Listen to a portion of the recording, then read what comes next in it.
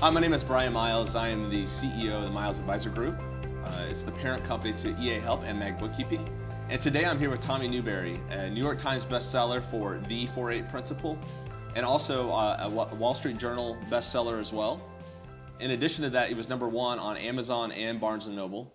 And the thing I like most about Tommy is he's a great author and a speaker, but he's also a client of ours as well. And so today I've asked him to join me in a conversation and share with you some principles that I've learned by paying attention to Tommy and so many leaders around the world.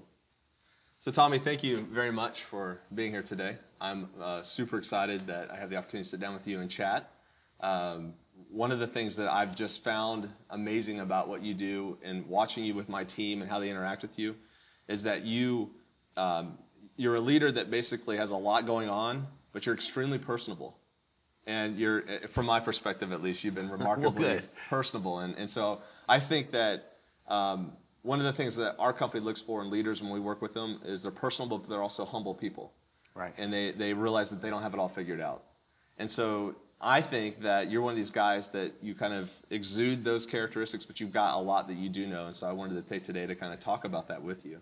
Well, good to be with you, Brian. One of the things that echoes in my mind, my pastor, maybe 20 years ago, around the time I was starting the business, he was in his 60s, and I heard him say, the longer I've been preaching and the more that I've ministered to people, the more I realize I have so much more to learn. Yeah. And so that sort of stuck with me. And so I certainly try to feed myself on an ongoing basis. And I'm now convinced, though, that I've learned more from my clients over the last couple of decades than I've taught. Right. And you get to this point where you think, well, gosh, I've learned so much, and I know these principles, and I see what works and what doesn't work.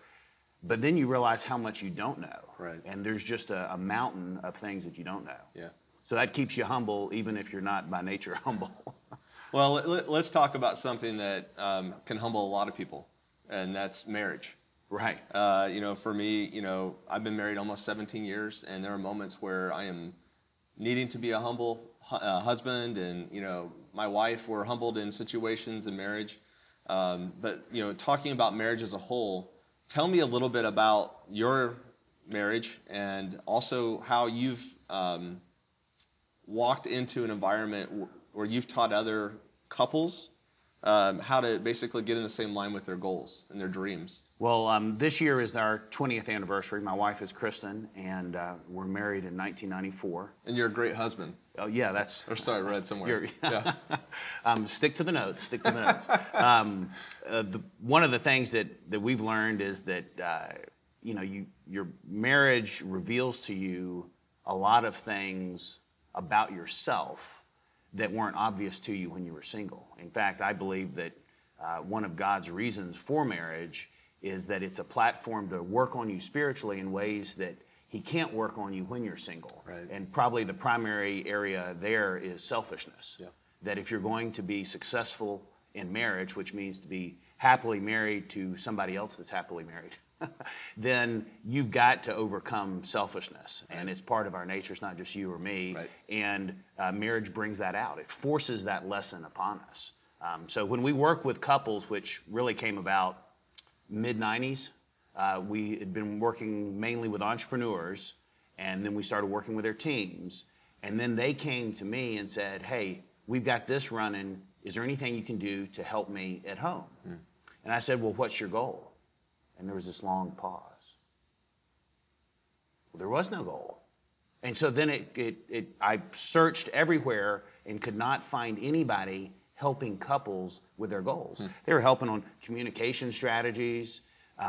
But if you're communicating better, but you have no goals, you're still, that's great, but sure, you're still sort of lost. What are the differences between men and women? All these sort of cliched areas of relationships. Right. But nobody was helping couples take a business-minded approach to the most important relationship on earth. Right. And so we started doing what we call the couples planning retreat, where the idea is to first establish a vision for the marriage and then plan from that. Yeah. And I'm not just saying that as a platitude, but a clear, tangible, written goal of the marriage. That's the first thing we work with couples on, because if you can't get unified behind a goal, then everything else is going to be scattershot. Right. You're going to make a good decision that brings harmony to the relationship today, and then tomorrow you're going to make one that pulls you in the opposite direction. You can go back and forth, back and forth, back and forth. So getting on the same page is essential.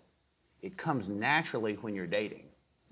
And then it's more difficult once two human beings merge their life together, and it's real easy to fall in the trap of getting overly familiar with the person. And then when you do that, you're prone to take them for granted. And so we try to set up a system and a structure in a marriage that's fun, but also leverages the upside of human nature and minimizes the downside of human nature. I know, for us, when we work with leaders and they come they're great in the workplace, but then we see a lot of leaders that are misaligned at home, and they've kind of put up a firewall that makes them a great leader at work, but they get home and they're completely out of alignment with their spouse. Yeah, it's tough to do it.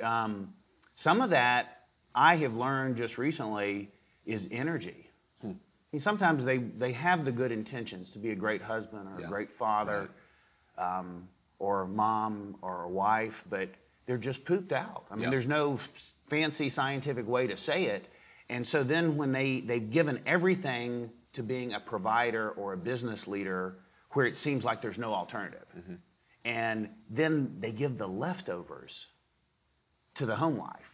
They're not really meaning to do that. And if I dissected that for them, all of us would probably go, ooh, yeah, we've sort of done that. Just like some moms, for example, put so much of their energy, to be fair, so much energy into the kids that there's not much left for their husband.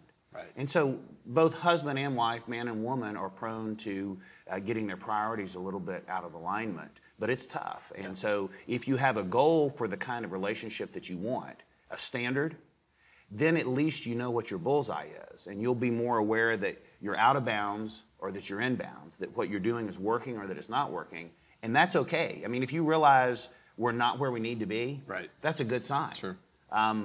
One of the psychologists I have the privilege to work with, Dr. Mark Crawford, he works with couples and with families and teenagers, and he says, what I do most of the day, Tommy, is I work with couples that should have come to see me 3 or 4 years earlier. And what that means is that you need to be proactive, just like in business, even more so with your marriage and your family life. You need to think ahead, have a vision, synchronize on the same page, and then course correct every now and then, preferably weekly.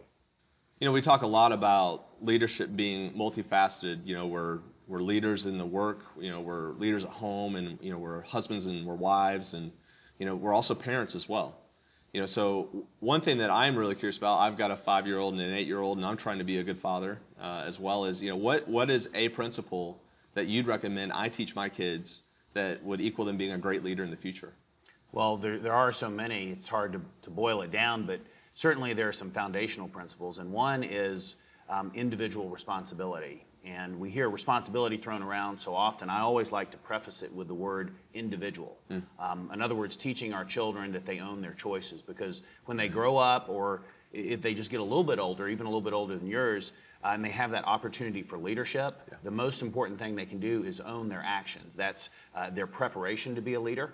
Did they take the time to prepare what they said? Did they prepare what they were going to say as far as inspiring others, with strategy, leading others through particular situations, and then obviously their actions. They need to take responsibility for their actions. So if they make a poor choice, they need to fess up real quick, accept ownership, let the buck stop with them, and then move on, because any leader, all leaders, all people are going to make mistakes. And we have a real high tolerance for people making mistakes if they accept responsibility for it. And if they pass the buck, they blame, they cast off, fault to somebody else, then we lose that tolerance real quickly. Yeah, I know for me, we had this happen last night in our house.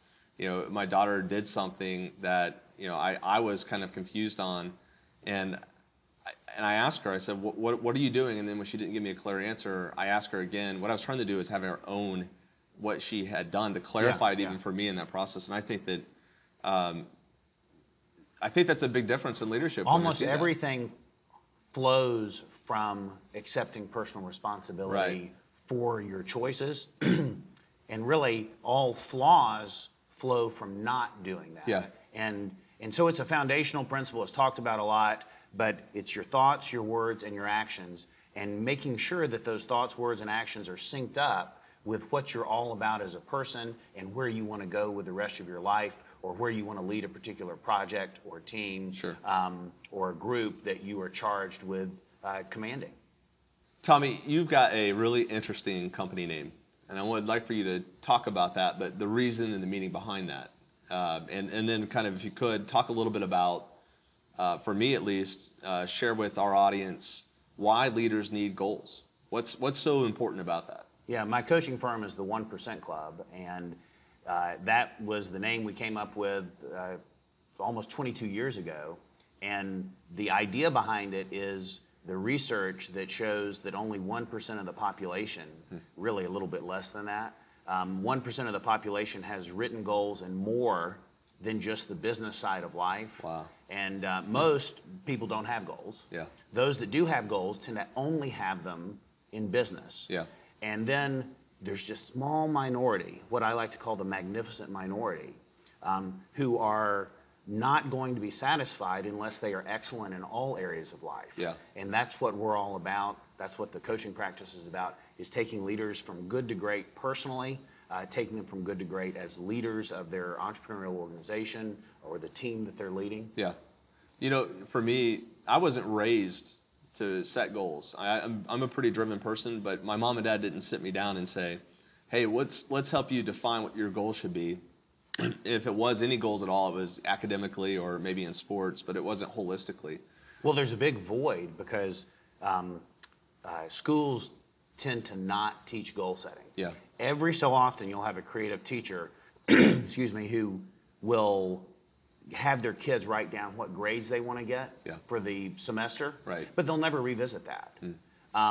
Educators, as wonderful as they are in many respects, tend not to be very goal-directed individuals. Yeah. And so that has failed our kids. And the other has been the churches. Yeah. The churches often do not bring up goal setting, even though it helps not only adults but adolescents make better choices. It is very helpful in guiding kids to do what's wise versus what's unwise.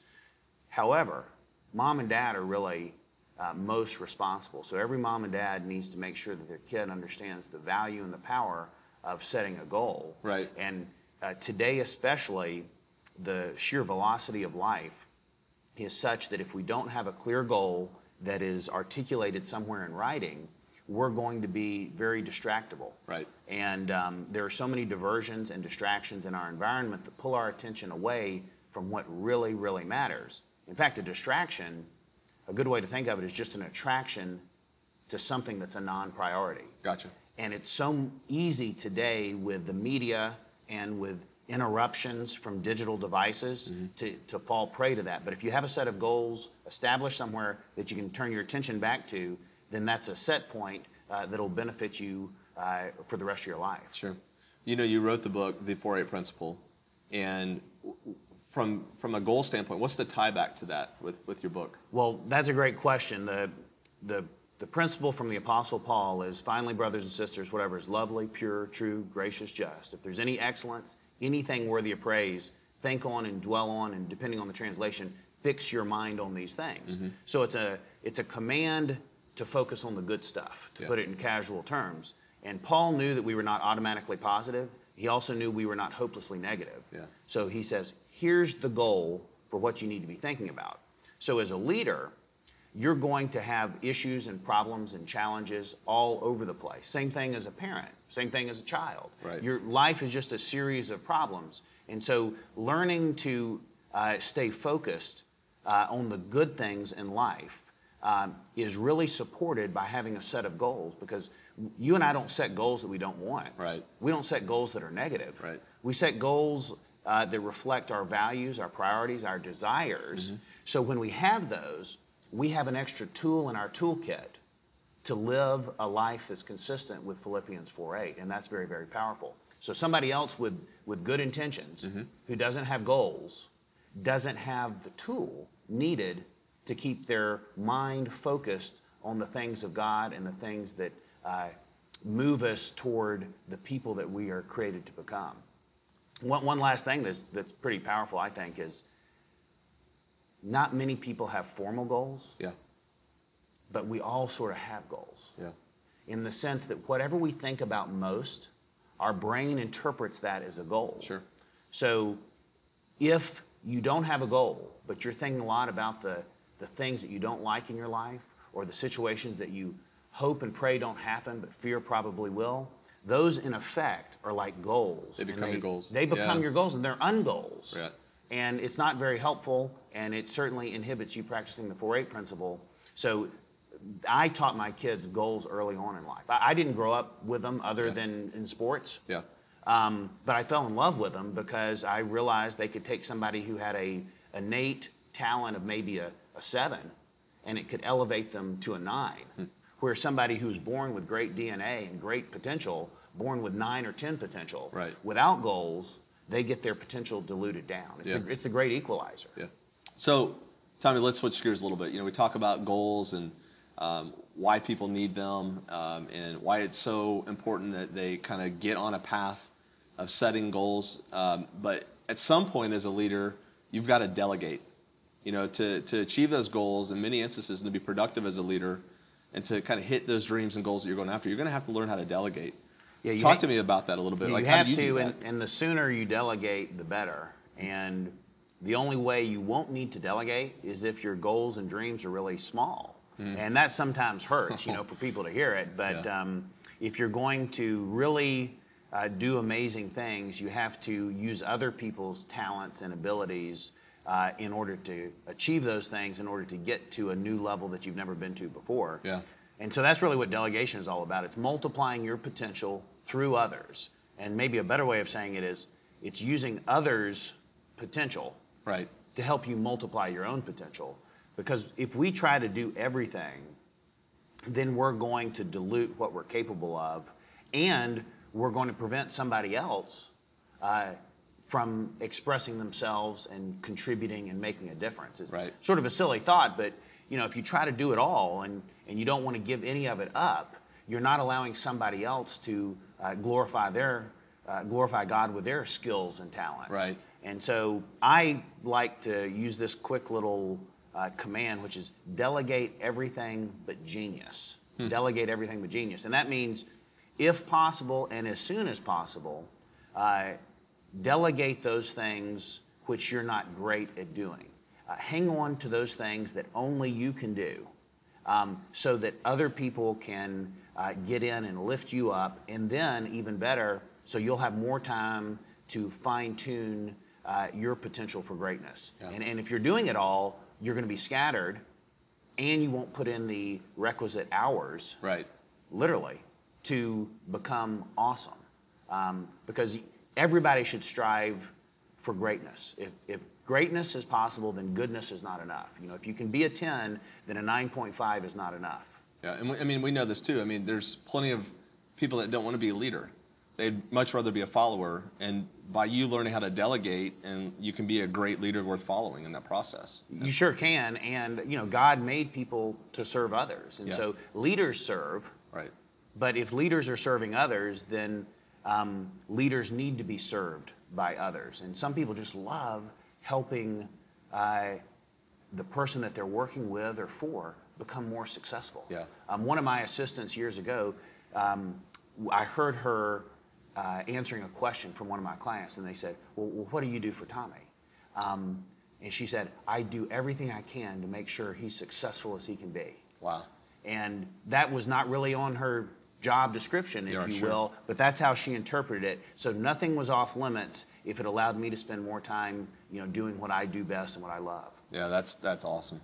I feel like I have the best job in the world. I get to interview folks like you. I'm blessed to have you as a client for our organization, and I just wanted to say thank you very much for sitting down with me today and chatting about some very important topics.